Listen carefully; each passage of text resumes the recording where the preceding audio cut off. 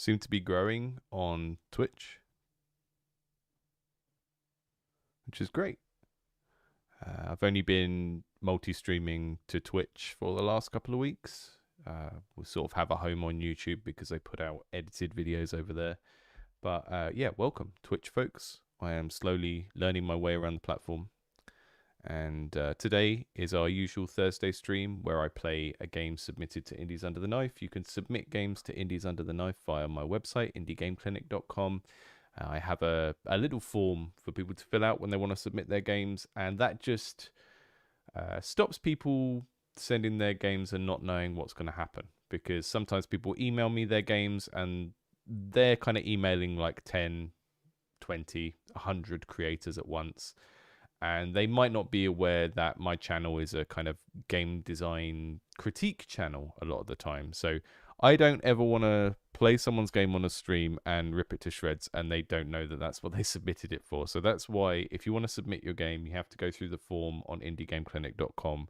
It's kind of like almost like a waiver to say that you understand that you're submitting it to a critique channel and not just like a kind of fandom game streaming thing. So today we're checking out Age of the Deep, which was submitted a few months ago.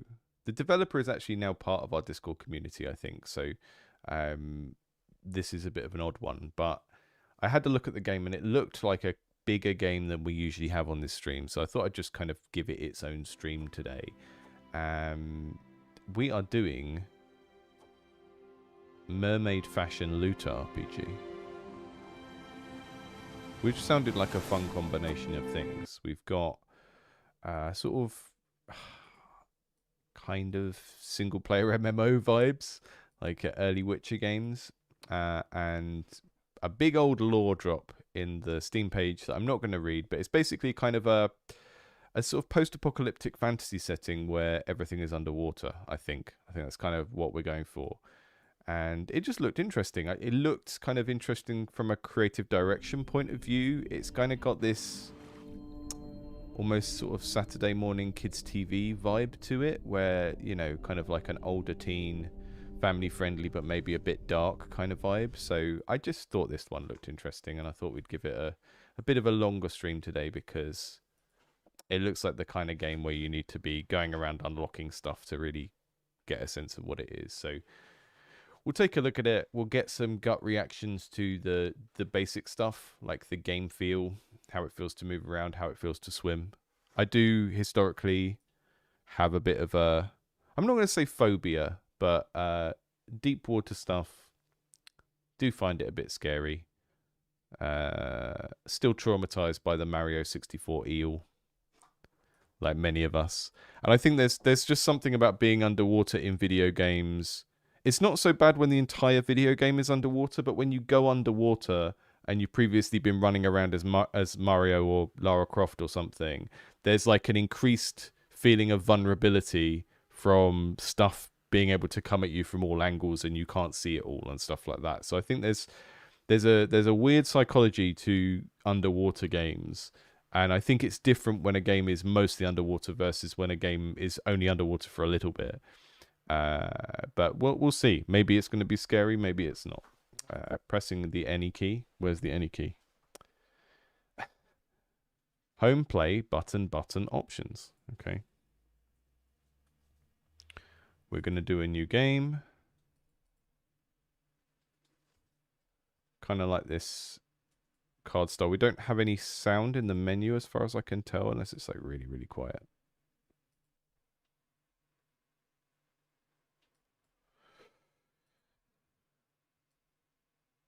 I'll put the subtitles on as well in case I talk over anything and people want to read stuff. Warrior, mage, or rogue? I feel like my go-to is usually rogue when I start a game. I want to be the fastest thing.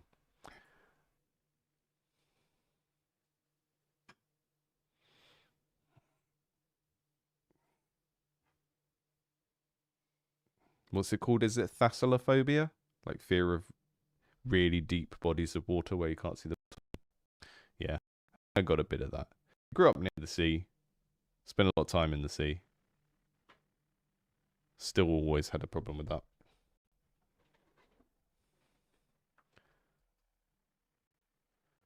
We don't have any ambient sound from what I can tell. I will look into that in a moment.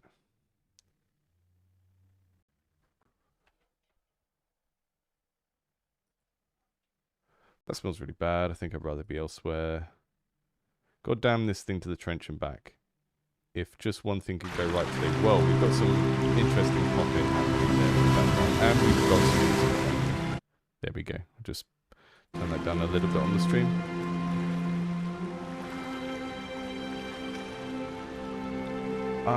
Not sure if it's Unreal Engine. It's kind of giving that vibe.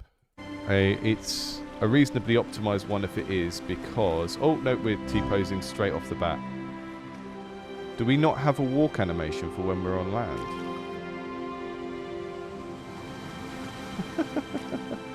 What's going on, guys? Why am I T-posing as soon as I come out of the water? Do we not have a run animation for that?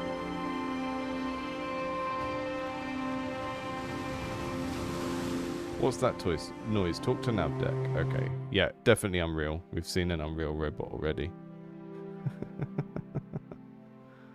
Yeah, it's nerfing the camera, but not as bad as Unreal games usually do.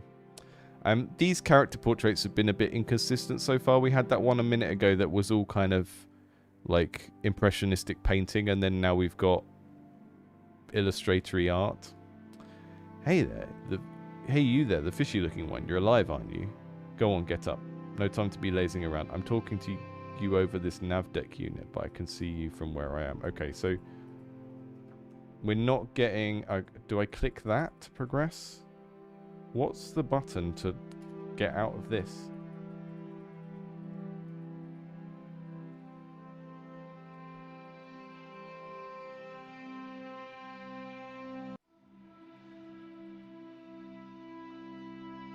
We're totally stuck. Do I have to play again and not talk to Captain Rivers? Is that what's going on here?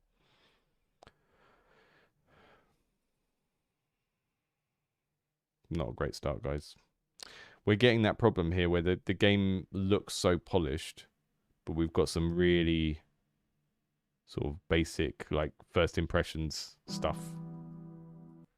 Like, why is it so visually polished in terms of the art style, but when I start a game, I'm T-posing? I'm going to choose a different class just in case that fixes the T-posing problem.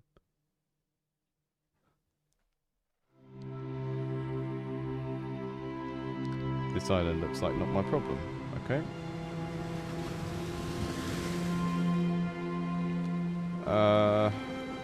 Little bit too much like Solus, I'm going to say. I have hair that is loading in when I run and then going away when I don't run. But at least I've got a run now. At least I can actually walk when I'm on the land.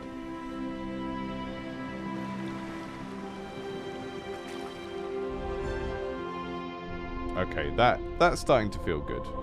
We've got some good sort of like field of vision changes when we do our little dash with shift. Although that VFX that's coming out behind is really obscuring my view. But the underwater movement feels pretty good. It's a little bit choppy, so I'm going to turn the quality down. Oh. I pressed escape to try and bring the options up, and it shut the entire app down. So this is quickly becoming a bit more of a QA session than a game design session. Don't mind doing those occasionally, though. I find the art style and the setting of this kind of inherently appealing. So although sometimes I moan about this kind of stuff, like first impressions, how many bugs is the player going to hit in the first minute? We've hit quite a lot, but I have a bit more goodwill towards this game to want to try and... I don't know about this place. That much smoke is never a good... Okay. Suddenly we've got one line of voice dialogue for one of the characters, but not the others.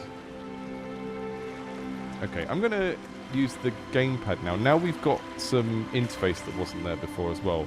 Left button, right button.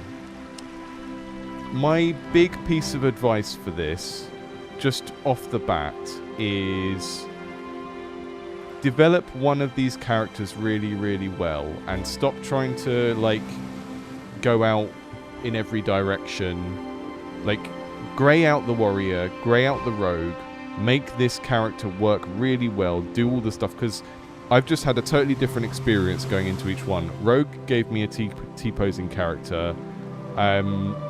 Warrior gave me like a human elf thing, which was not what I wanted when I loaded up the game because it's not what was shown. This seems to be the proper character that you want people to demo, so lock people out of the other stuff. Don't focus on giving people a broad range of content when the core of the game isn't up to the level of polish where you can really do that yet. You know, you don't need to have 3 classes ready for a demo. Do a demo with 1 class.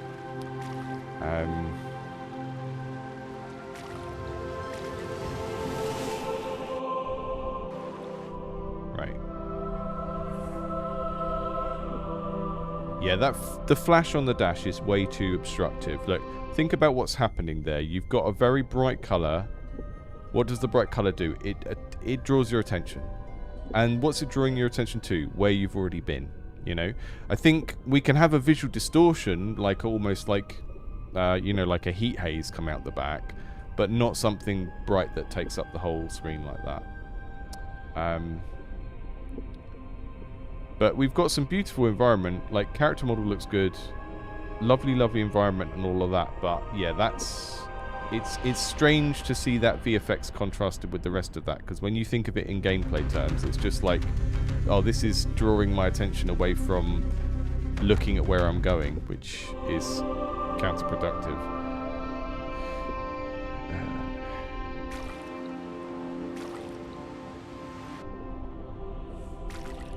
Transitioning the camera between being above the water and below the water is a little bit tricky.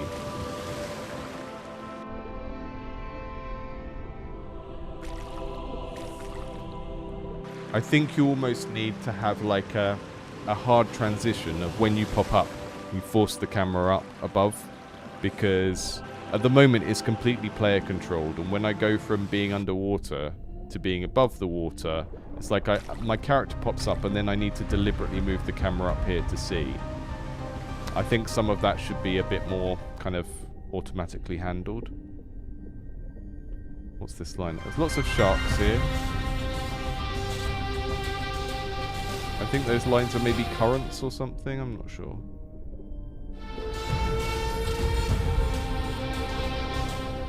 Shoal of fish. We've got some very strange reactive music going on here where really heavy music comes in for a second and then goes out again. It just feels a bit like we've sort of thrown lots of stuff in that is meant to kind of look polished and kind of finished product, and that's kind of applying to the music here as well. Like the music fits. The way it's kind of incorporated into the interactivity doesn't fit, and then I'm doing some weird stuff when I dive out and hit a rock, so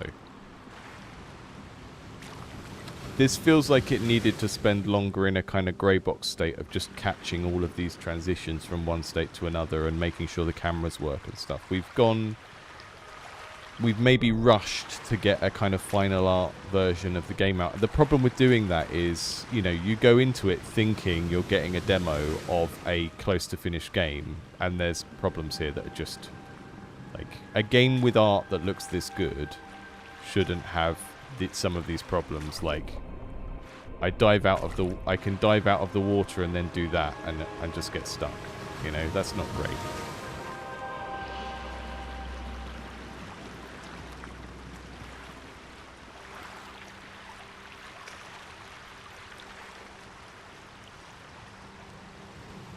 So I scheduled this for a longer stream because it was talking about slow progression mechanics like gaining loot and stuff, but this is not this is not going to convince. If you've planned like hours and hours of content for this game and you've got narrative and you've got loot and you've got things to unlock, but someone is able to get the game in this state in the first 5 minutes of playing, then you're spending time on the wrong thing.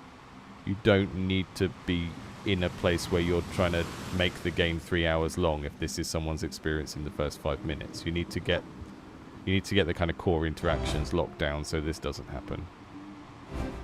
So, like, fix the reactive music, because the reactive music is really distracting. I keep getting when there's a hostile, it just cuts in and cuts out as soon as I move away. It's not got any kind of subtlety to it.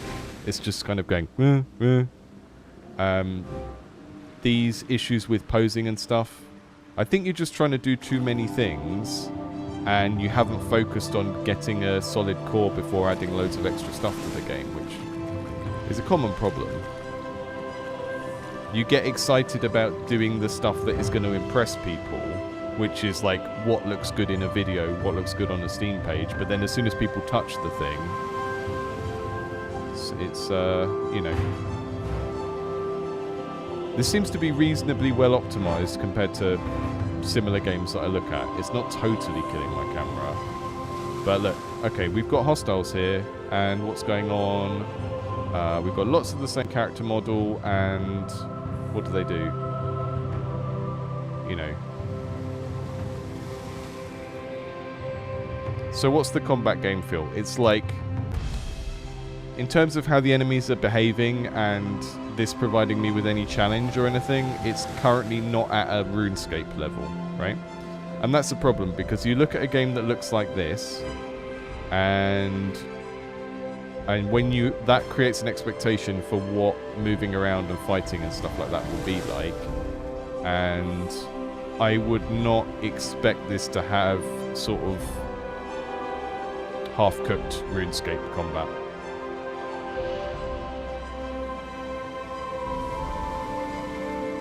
I've got some attacks. These guys don't seem to take damage. Yeah.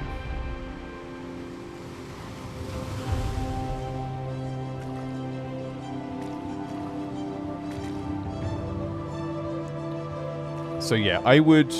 So what I would do with this game is I would start with, when people look at this game and they think that looks cool, what is the central fantasy, and then focus on making the mechanics that fulfill that central fantasy really strong. So swimming needs to feel good. Swimming currently feels quite good, but that dash obscures your view. That needs to be fixed. The camera moving in and out of the water when you go from swimming under the water to swimming on top of the water needs to be fixed. The animation transition when you dive out of the water needs to be fixed so that you don't land in a dive and get stuck. Those things all need to be fixed, and that should be fixed before we're getting, you know, a quest telling us to find a wooden plank to rebuild the pier. I know you want your video game to feel like a video game. You want to have like a mid-term game loop where you go and do a quest and you get a resource and you do a thing and it feels like you've had an impact on the environment. But the central fantasy here of moving around in a sort of underwater fantasy world is really not being met because we haven't finessed those basic interactions. Then if part of your central fantasy is fighting, then again, when I go and I interact with these guys and they just flail around at me and they don't do any damage to me and I don't do any damage to them and it feels really undynamic, this is something that should be sorted before we get to a point where we're telling players to talk to Navdeck or rebuild the pier or hunt the pirates or anything like that. This comes before... This is core gameplay, and it comes before goals and stuff like that.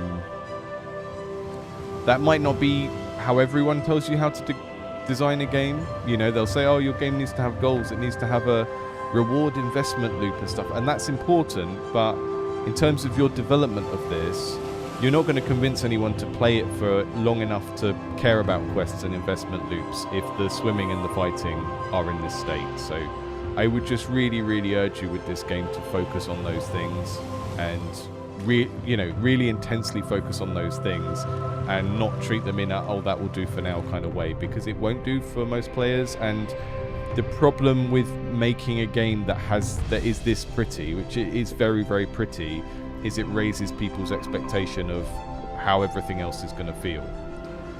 And it just means that anything that is jank stands out really badly. You know, if you make something that's a bit goofy and cartoony looking, I know this is cartoony looking, but it's very polished, but if you make something a bit goofy, players will be a bit more willing to deal with some kind of jank and some silliness in terms of the interactions. But when you've got a game that looks like this kind of beautiful Saturday morning kids TV cartoon, and then I dive out of the water and land on my hands and hover around on my hands or T-pose immediately when I load up the game, that doesn't inspire confidence. It's gonna throw people off, and they're gonna just shut the thing down pretty quick. So let's go for a dive in the deep and see what scariness is down here. Let's see if I can turn the I'm gonna put a frame rate limitation on. I keep telling people this as well, but please have your settings default to the medium and not to, I mean, maybe it's auto detected, I don't know, but have your settings not default to the highest. I know you want to impress people, but you're gonna hit them with this problem where the game doesn't work properly straight off the bat, and you're gonna lose them. You know, record your videos in the highest quality, but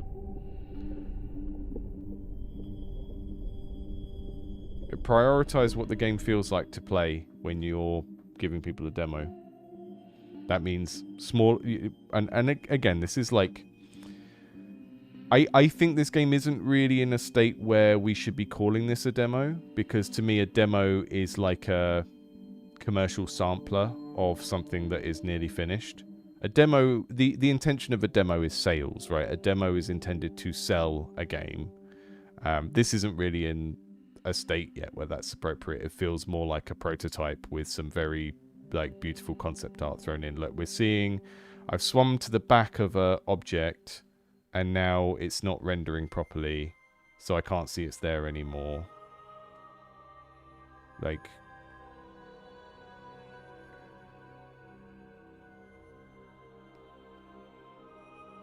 this is all stuff that if this was positioned as a prototype, then it would be like, okay, yeah, it's a prototype, but it is being positioned as a commercial demo on Steam, and that's like, I don't know. It's not going to convince people to, I mean, it might convince people to follow the project, I guess, but there's just so much here that needs to be fixed before this is really in a state where you should be kind of, I mean, I seem to be in a cave. Right, there's a ceiling there, but I can only see the ceiling from a weird angle. If I could swim out here. Again, like 3Cs, character camera controls is tough. Doing any kind of third-person action game is tough. There's a reason why 3Cs is a whole job in its own right in larger AAA teams. But these are foundational things. What happens to the camera when I swim into this area? Did I get out of the level? It doesn't seem like I got out of the level, because I can swim up here and then I'm back where I was supposed to be. Can I break the surface there? No, so I think what's happened is I've managed to get completely under the world. But I don't think I did anything strange to do that. I just swam through what looked like a normal opening, but I can't swim up to the surface, so I think I'm between.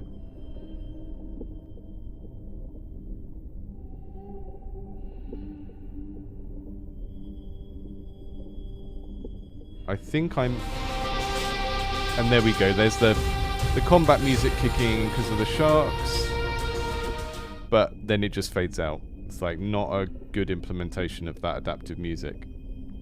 It just feels like we've thrown in all of the elements that the game should have at launch, but not really taken the time to get them right.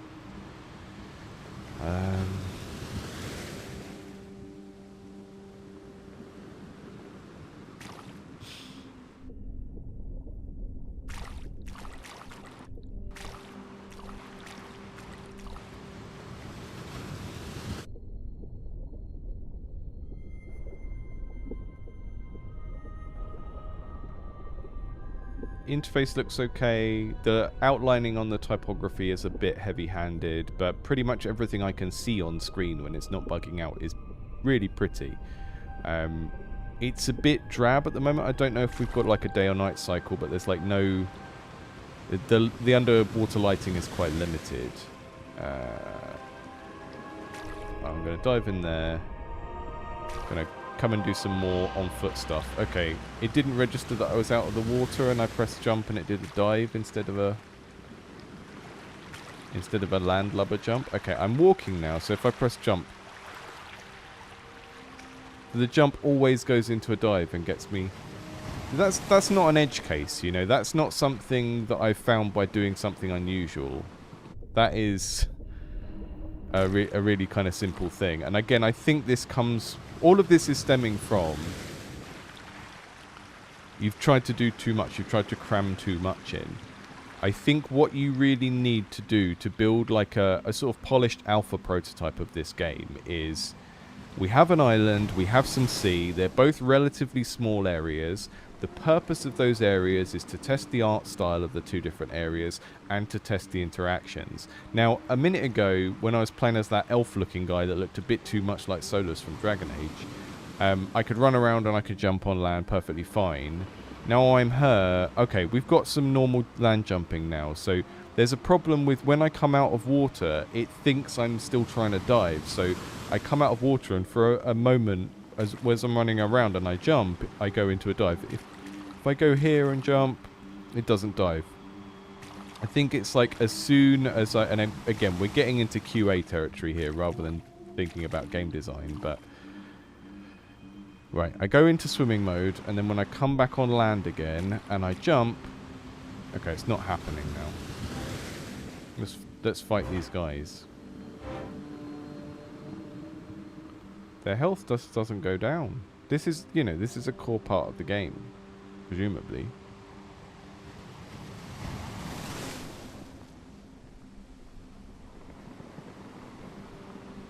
They come and they attack me.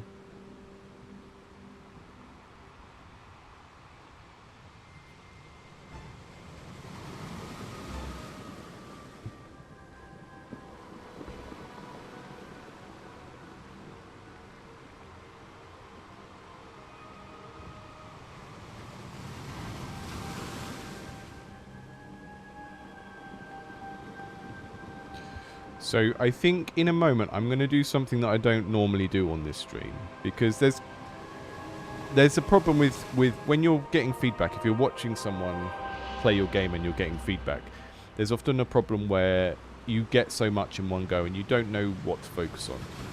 And part of that will be, you know, the thing that the person talks about, the thing that the playtester talks about or reacts to, that they spend the most time reacting to, might not be the most important thing. So what I'm going to do in a moment is get a Trello open and write a list of issues. And then we can use that to kind of think through what should be the priorities for the developer to fix in this game. And I guess that's the benefit of occasionally doing a longer stream on one game where we focus entirely on one game, is we can use it to look at part of game development process that might be relevant to anyone watching this. So, oh, there's a beach ball. Oh no, it's fine. The game's good now. Because there's a beach ball bit. They're just... Is that fish hitting the beach ball in the air? It's a clever ploy to distract me from the problems this game has. The game dev has put beach balls in. And I was going to go into full-blown AAA producer mode and write a bug list, but we've got beach balls. No, I'm going to do it. We're going to get Trello open. I won't subject you to Jira. I'm not that evil. But let me just get Trello open. I've currently got my Trello for my own project open, but we need a new one.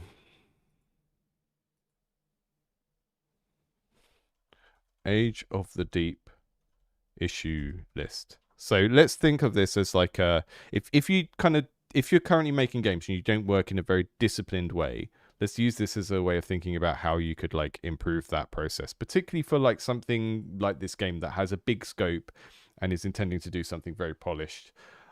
So I'm going to make issues backlog. Okay, and then I would put like high priority here. And this isn't necessarily how you should do it. It is just a way of us talking it through now. So I'm going to describe the issues and I'm going to describe what the problem is rather than the solution. Because one of the problems that happens when you're giving feedback on a game, or when you're watching someone and they're giving you feedback, is people tend to tell you what they think the fix is, and then as a designer you need to listen to that and interpret it and actually understand what the problem is. Because if someone says you should make the enemies slower, right, that's a solution, not a problem. So if the problem is that the player found the enemies too quick, you should write that down, because the problem might actually not be exactly that thing. And if you write down the solution, then you don't have a proper log of the problem, and that makes it hard to fix later on when you come back to it and go, oh, we said we were going to slow the enemies down, but what was that actually the problem we were trying to fix? Or was it that the player didn't have enough life or something like that? So we're going to try and describe the problem rather than give a solution, and then we'll go through it and think, in terms of this game, like, if I go on that Steam page and I am the sort of person who finds this game appealing, then which issues on our list are going to be the ones that ruin my experience the most, right? So, like I said before, we've got this idea of a central fantasy. When I look at this game, there is a central fantasy of what I'm going to get out of this game, and a sort of demo that is, I mean, this is an early playtest still. It's not like a commercial demo, so we're kind of okay. But it does look very, very polished. So it's going to kind of raise people's expectations about certain things. And then when this becomes a commercial demo, it needs to deliver on those things. So we need to think about which issues on the list most closely relate to what people think they're going to get when they see all this stuff, and then we can kind of prioritize it. So let's get this issues backlog together. So bug, diving on land. I'm just going to call it player can dive on land. Maybe I just put a yeah, I'll categorize them. We'll just put a category. So bug, rogue character starts in T-pose. Bug, warrior character hair disappears. These are things that are just like, the second two can be solved by just not letting the playtesters access the other two classes, and to not introduce other classes until one of them is really good. This is all class-based games. You know, Slay the Spire would have been developed like this. Hearthstone was in development for like a year or two before they added more than two classes, and it launched with 7, I think. It has 10 now. If you've got an intention to make classes in your game, build the game around one class or two classes maximum, and then branch out from there early. Don't try and go for breadth early on, because it will stop you from finessing the important moment-to-moment game feel things. UX. I mean, it's UX and VFX, but underwater dash VFX. I'll just call it UX, because it's a UX problem, a user experience problem related to the visual effects. Underwater dash VFX obscures visibility. Bug. Possible to get under level? Not sure. Back side of models not rendering properly. Right, so we've got a lot of stuff in the bug category, and if you've not used Trello before, you can do stuff like, you can give stuff color codes, you can add labels to it, you know, however you want to work. It's all based around a system called Kanban that actually comes from car manufacturing in Japan. We have a list of everything that needs doing, a list of what's currently been done, and then a list of what's been done. And it's meant to be a system for very small agile teams where anyone could do any piece of work. So you just look at what needs to be done and you go, oh yeah, I could do that. Move it over here, put your name on it, work on it for a bit. When it's done, you move it over here. Often when you're doing Kanban, you need a column that is like in review, because if people sign off their own work, then it hasn't been seen by other people, and sometimes you need like a checking process to say at this stage, we pass it over to someone else and they tell us if the work's okay, that kind of thing. So I'm gonna combat enemies make no sounds. Right, that's a problem. It didn't feel good to be being attacked and not being able to hear it. Combat enemies take no damage. Combat reactive music cuts in and out too abruptly. Right, and usually what happens with reactive music is we have a variable that's like, I don't know. I remember the first game I became aware of this and started reading up on it was the first Borderlands. The game will take all the stuff around you and add it up and create a threat level, and then fade the music in when the threat level reaches a certain point. The reason why they do it this way is because in games with scaling, it's kind of funny if you're a level 500 wizard and a crab comes up to you and the game goes, oh, we're in combat mode now, play the dramatic music, because it's like a thing that I can kill with my pinky finger. So the kind of threat level variable is meant to go, okay, the player's level is this, the player is level 50 and they're surrounded by 5 level 10 things, so that's going to put the threat level high enough to kick the music in. And then you don't get these kind of funny slapstick anticlimactic moments where the music is telling you to pay attention because you're going to get killed, and that something happening in the game is really not that. So we've got that music issue with the combat.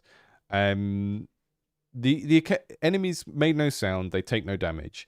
Those are really fundamental problems that make it so that when you play this game, it kind of tells you that this part of the game just doesn't work. The reactive music thing is kind of more just, okay, that's not good. It doesn't feel great. It's a bit jarring, but it's a kind of, the sort of thing you can fix very easily. These things feel more fundamental. So I would put these in the high priority thing, because when I look at this Steam page and I go, oh, we've got this very polished looking,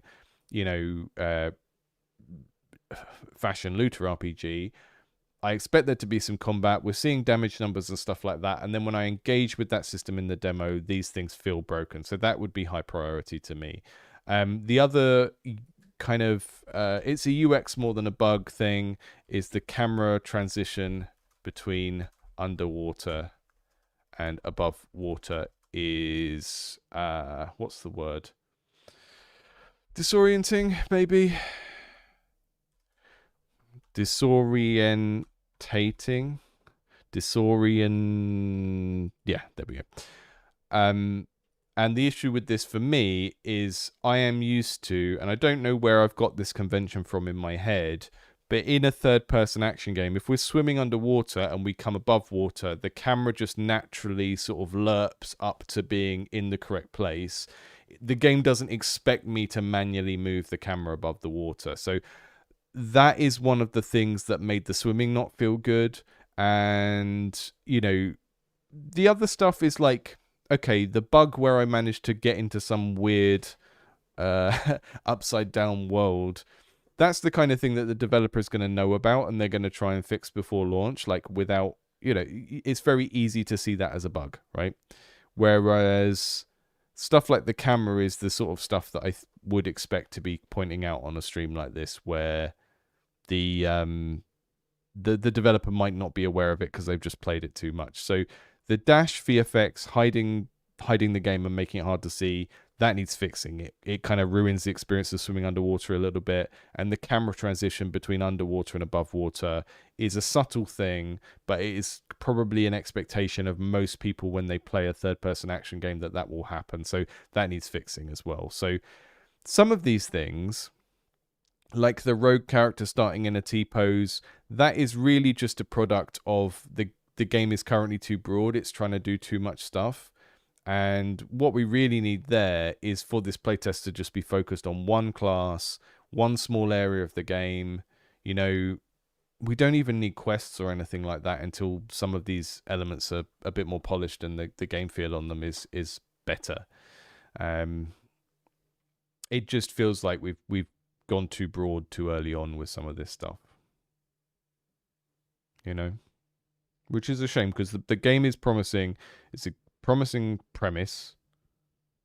People are going to like the idea of this game. They're going to look at the art and want to play it. You really need to make sure that the moment to moment, their first sort of 3-5 minutes of just controlling the character are really solid. And you don't need to be focusing on things like story, quest design, anything like that until those things are sorted out, because what happens when people make big scope games like this is they jump between all these areas of the game and they do a little bit of work on all of them, and really you need to get the core working first. That's not what you would be encouraged to do if you were designing a game in a big AAA studio, but frankly the difference is, in that scenario, we know that everyone can do everything. They've made games before. You know, they've done all this stuff before. Most indie developers are still in a stage where they're still learning to do stuff, and that's why it's maybe better to focus on getting the fundamentals right before you move on to the rest of the game. Because you know you can make menus and pop-ups for dialogue and all of that stuff. That's not a challenge. Iterating on stuff like getting the 3 Cs, the camera, character and controls right, and the combat, that's 4 Cs. Getting those things right is really, really crucial to whether something like this is gonna make it in the long run. Hello, whale. So yeah, last 10 minutes or so, I'm just gonna check out the underwater without breaking it by swimming into any caves like I did before.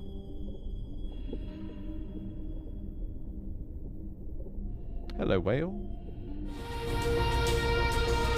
We've got that danger music again.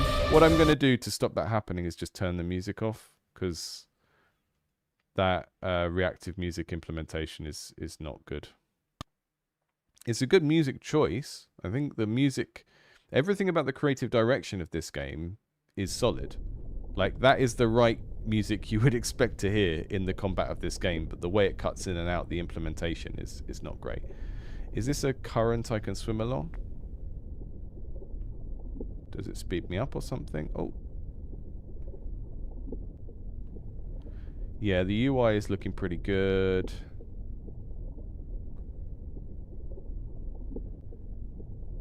We need some more like sort of underwater swishy sounds as we move around under here.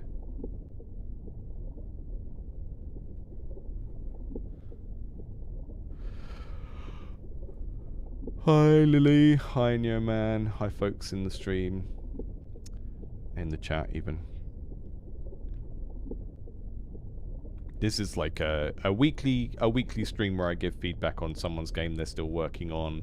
This one isn't kind of released yet. I think there's a playtest that people can join, but yeah, it's very uneven at the moment. We've got really, really polished art. We've got a lovely kind of, we've got the seeds of some really lovely world building and everything. It just needs to get the basic things you can do. Now that says E to loot, and I'm using a controller, so we need to change the tooltips there as well. I got a Jade Astarian tiara. Okay. What does that mean? Can I change stuff here? Okay, we're going into, we really need a mouse for this kind of territory. It's a bit blurry. Why you look so blurry? Is that going on the character model?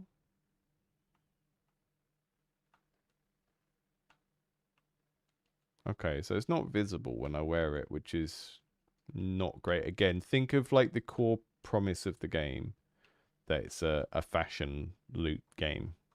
We need to be able to see the stuff we're wearing. That's really central.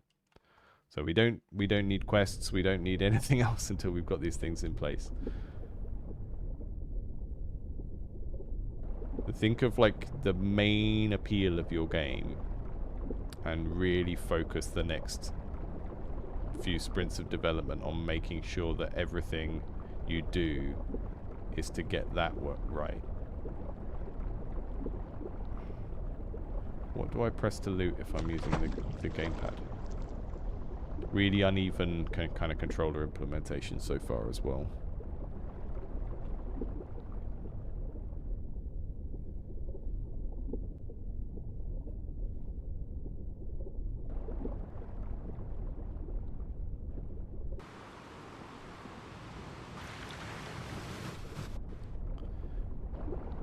Like the icons for the abilities do not really kind of tell us what they do as well. They're sort of LR and RB is some sort of orb. I just triggered it and it didn't do anything. LB does what? It says it's a whirlpool, but it seems to just be a zap. And then RB is a splash. So the iconography is not sort of... The shapes of these different water abilities in the iconography don't really map onto what the ability does very clearly.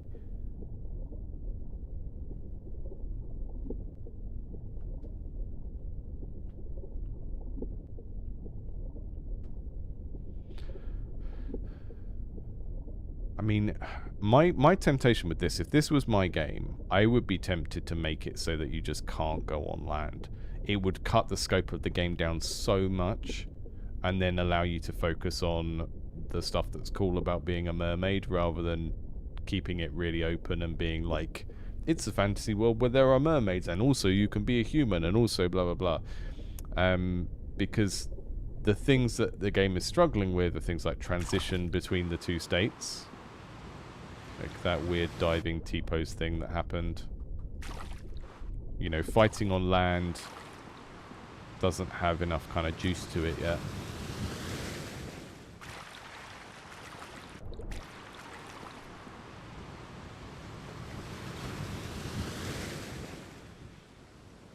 I think part of the problem with these guys as well is they look like they should be intelligent enemies. And you can get away with silly enemy behavior and stuff if you're dealing with animals, if you're dealing with a wild boar, or if you're dealing with a zombie or a skeleton. But these look like, you know, these look like trained soldiers who should have some self-preservation instinct and some training and stuff like that. So your character design creates expectations about how things should behave, right? We're talking a lot in this stream about matching what's in your game up with the expectations that the art creates. And if all of these guys look like they should be reasonably smart, then it makes it worse when they behave this way, when they're just sort of like not very clever, flailing wildly, being RuneScape enemies.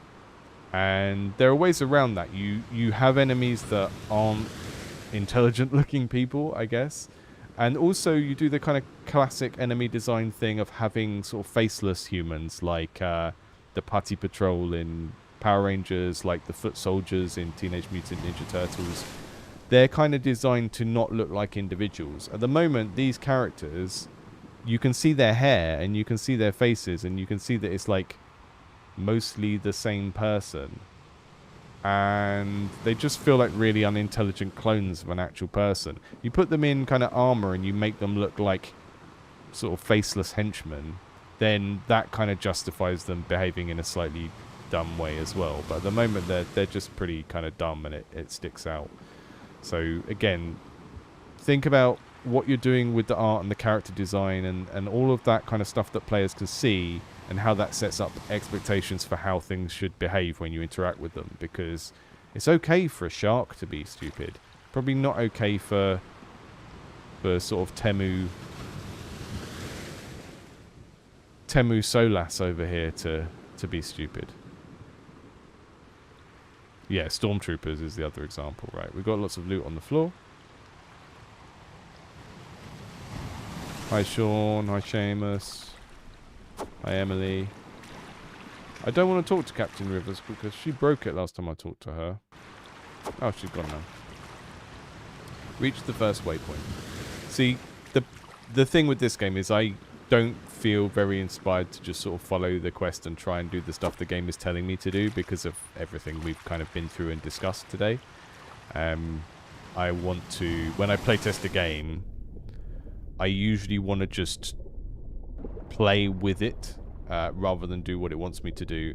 And then if it does a good job of convincing me that the basic things we're doing in the game, like swimming and fighting, are working, then I might start looking at the quests and following them. But we've got some really kind of fundamental problems with the main activities in this game so far. So it just feels like it shouldn't really be at a stage where we're doing quest design and stuff like that yet. What's down here? We've got lots of lovely, strange little plants. Quite a lot of them.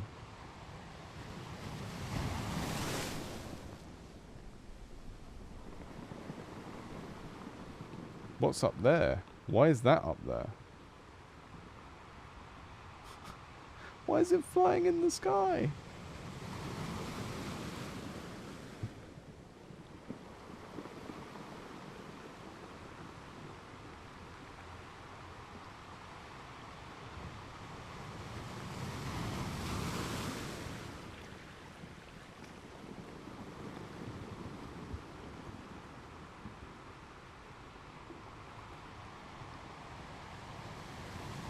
There's an invisible wall here.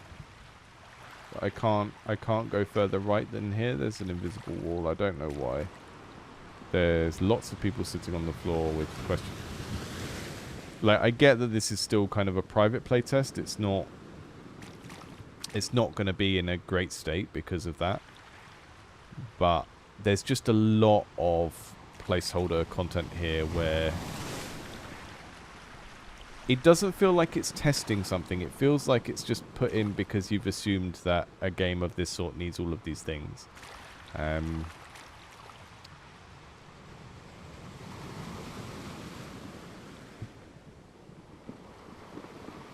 So Seamus, yeah, was saying try and make it look like they're flanking, yeah, because at the moment it's like they're just playing whack-a-mole. They're not really doing anything unless you get really close to them and they hit you, and they're just not very smart. They are sentient beings. They should have some self-preservation instinct and some tactical ability. Or just don't have human enemies, you know. There's a reason why we put mindless creatures in games as enemies, and it's not just the fiction, it is production reasons as well, you know. Zombies are easier to make than humans because we don't have a very high expectation of how they'll behave.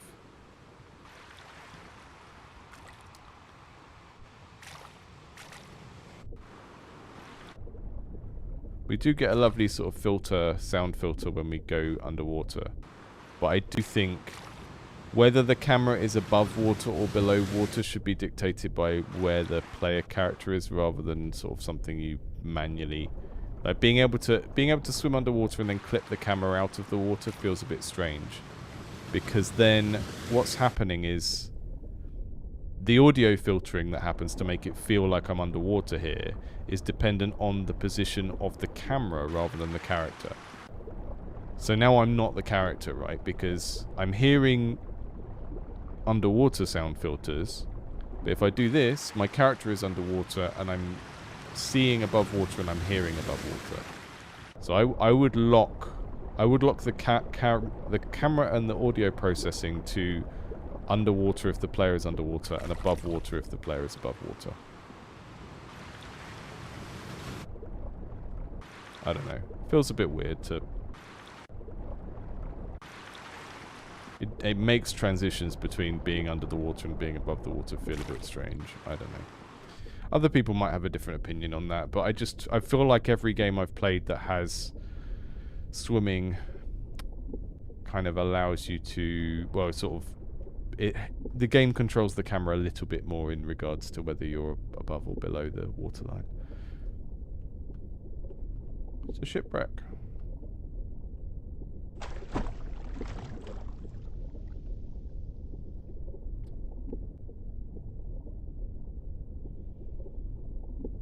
If these things we're picking up are supposed to be, you know, celebratory things like little bits of loot and stuff, I think that needs to feel a bit more special as well. It feels very perfunctory. It's like you're picking up a pebble in a survival game when you're actually picking up like a magical tiara or something.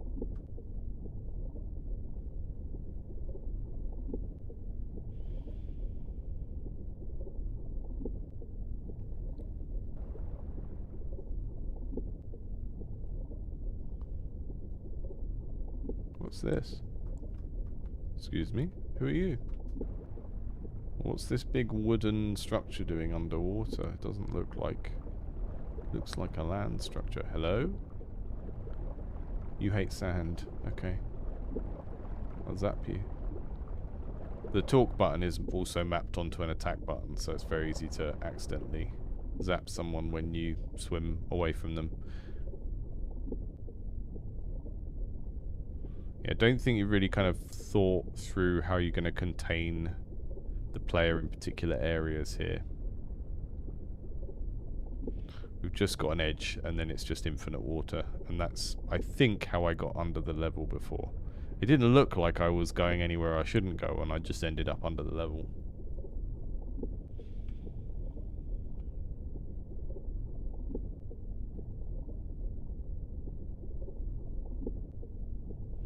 Okay, I'm going to wrap this up in a minute, because I think we've seen what's good about this game.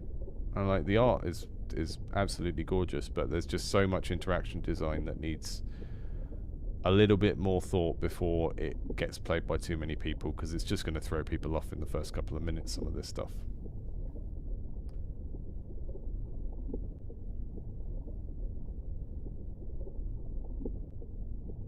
What's down here?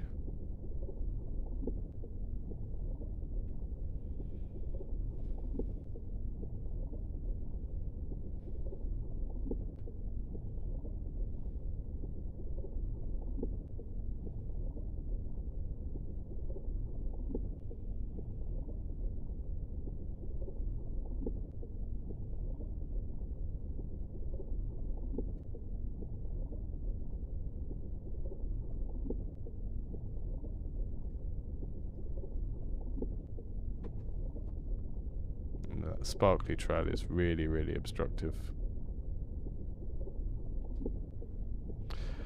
A few people have said stuff about the UI. I don't mind them at the moment. I think the typography for the quest stuff doesn't look great. It's a bit too... The outline on it is a bit too thick. I think the iconography is generally okay. But I think focusing too much on it at this stage would be an error, because there's stuff happening in the world of the game which is not good. And yeah, maybe that movement in the health bar is too distracting or whatever, but it's just I don't consider that to be high priority in terms of what you need to fix to make this game deliver on what it says it is, you know. Those sorts of things, and like everyone who's in our Discord and like working together on games at the moment will know this, but those sorts of things are... You will go through dozens and dozens of iterations to get that health bar right in a game, and if you don't, it's probably because you've settled on something that's not the not the best thing. So that's the sort of stuff where it's like, yeah, I could see that being better, but I wouldn't focus on fixing it now because there's just more urgent things. I would also say that the ability icons not really matching up with what she's doing is a bit more urgent, because the health bar, at least I can look at it and I can see what it does, and it is very obvious. It does its kind of its job as a communications thing, whereas when I look at the abilities over on the right hand side, I just think that doesn't have anything to do with the icon. And it's often the problem with having a sort of elemental character in a game like this, or a MMO or a MOBA or something, is you go, oh, it's the fire guy, and then their abilities are just 4 orange icons. It's not a problem just with this game, it's a general problem with that kind of design, is when you go down this character is this element, you end up making it hard for players to form a mental link between the icon and what the ability does. You know, if she just had one ability that was pink instead of blue, then we could much more quickly learn the relationship between these icons and the abilities that we're seeing. But also, I can't really tell the difference. Like, LB is a range, and then RB is a whip, but then sometimes the animations seem to be the other way around. I can't. We've got no sound effect. There's none of that kind of... We've really focused on animating the character and making the character look good, and then anything that is to do with audio or feel is just an afterthought or just not in yet as well. And it's interesting because I think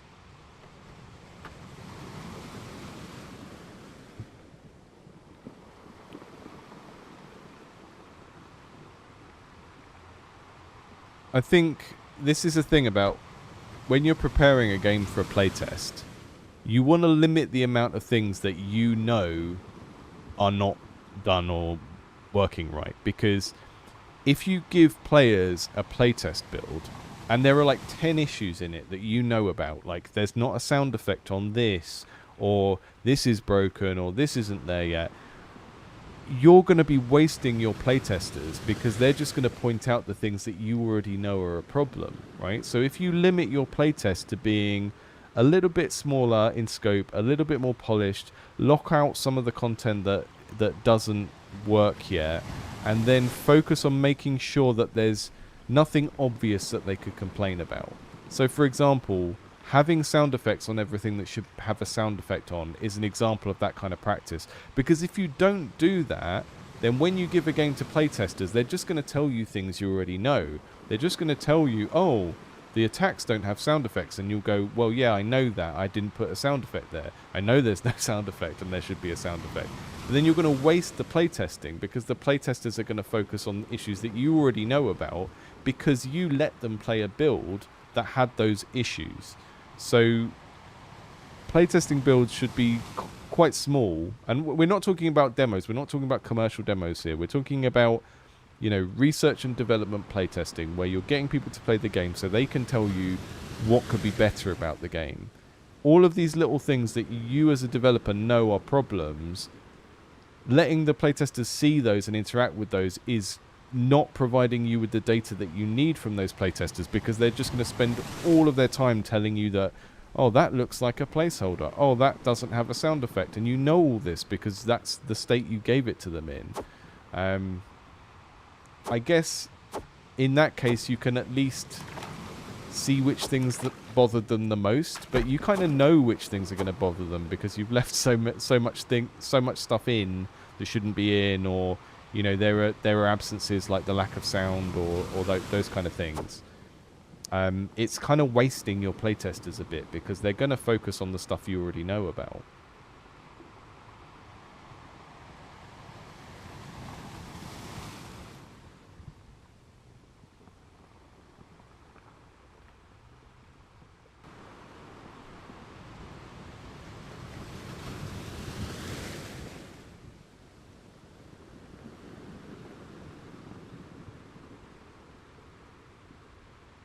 Seamus, that's a good point. Some people don't feel the crunch when they play these kind of things. You know, and I was talking to someone I've actually talked to 2 people recently where they've said they struggle with understanding how to integrate music in their games because they always have the music off when they play games.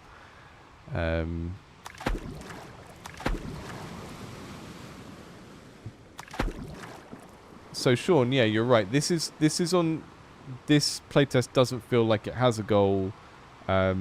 It's on Steam as a playtest you can join. It's not like a wishlist this game type demo type stage. But what are you supposed to be finding out from this? You know, that's what a playtest is. It's like a science experiment. And I think for that to work, you can have a grey box prototype and you can give people like a really ugly prototype and you can say, what about this is appealing to you? But this is a game where we've already steamed right ahead. We've steamed really far ahead with this and we've kind of decided what we're going to do. So the playtest needs to identify the things that the players have the most problem with. But yeah, we've just got too much stuff in here that is Let's dance. at a kind of weirdly uneven level of polish.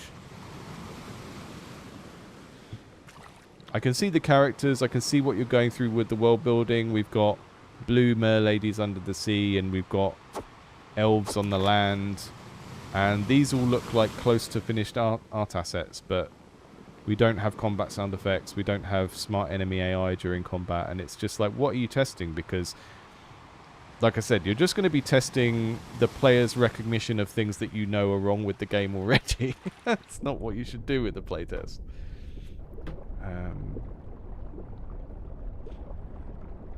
With the music in this game, so there is some music. I've turned it off, but there is a pretty good combat music. It just triggers really badly. You go in range of an enemy and it cuts in immediately, and then you step back and it cuts out immediately. So the music that is in this game is pretty decent, but the kind of way that the reactive music has been implemented is not great.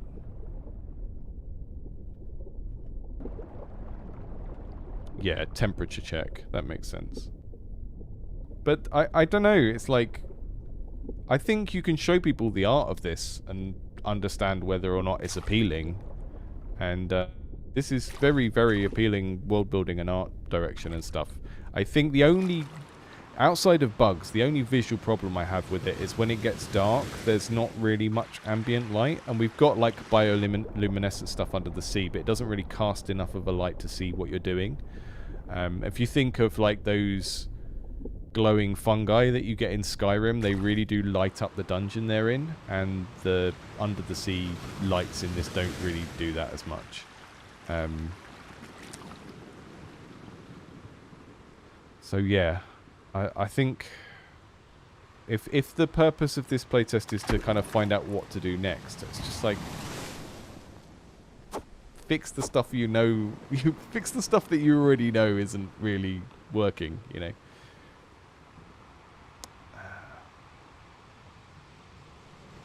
Because when you get to a point where this is a commercial demo and you're trying to get people to, you know, commit to buying the game later on, if some of this stuff isn't fixed by then, if you still have combat with no sound effects, swimming with no sound effect, this bug that I hit in the first 3 minutes of playing it,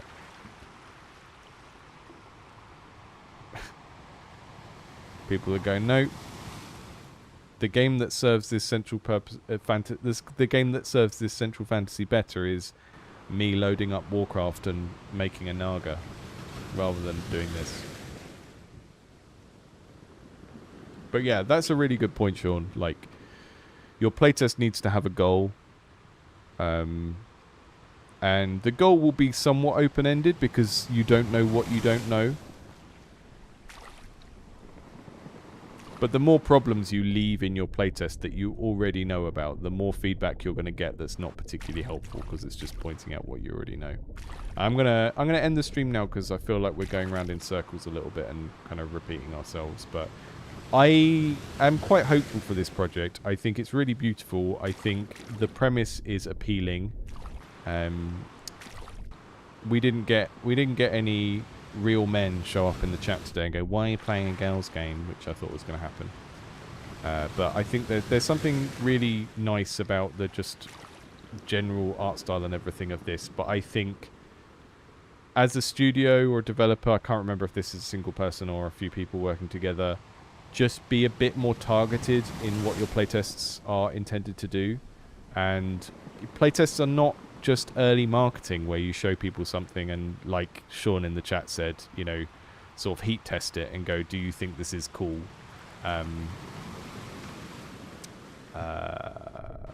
Smaller, more focused, more polished before you put it in front of random members of the public, because they will just go, there's not a sound effect on that, or I could go through this wall, and you'll go, yeah, I know, I made it that way. See you all soon. Thanks for joining. And maybe go for a swim in the sea. It's still warm enough some places. Catch you all soon. That's Age of the Deep. If you want to go and keep track of the project and see how it's doing, I'm definitely going to be checking in on that one in a few months to